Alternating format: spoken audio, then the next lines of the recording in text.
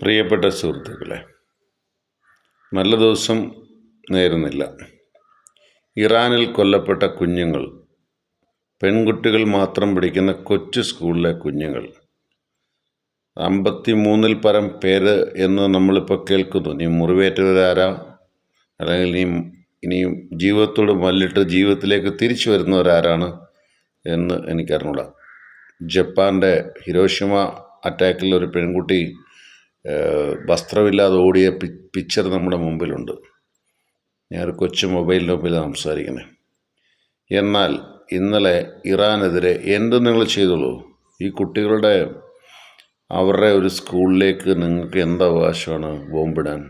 American Donald Trump, തനിക്ക് എന്ത് അവകാശമാണ് അങ്ങനെ ചെയ്യാൻ?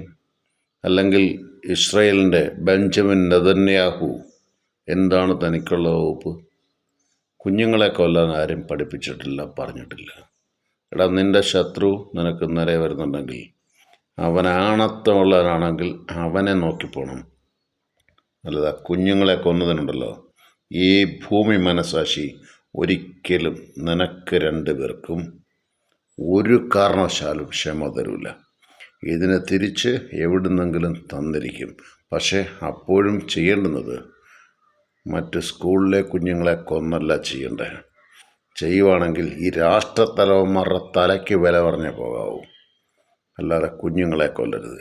കുഞ്ഞുങ്ങളെ കൊന്നിട്ടുണ്ടെങ്കിൽ അതിൻ്റെ ഉത്തരം ലോക മനസാക്ഷി എന്നൊരു സംഭവമുണ്ട്.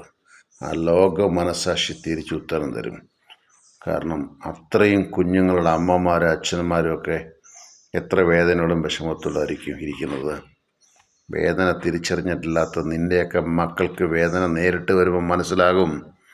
എൻ്റെ പേര് ജോൺസൺ കരൂർന്ന, IF India, 9447309807.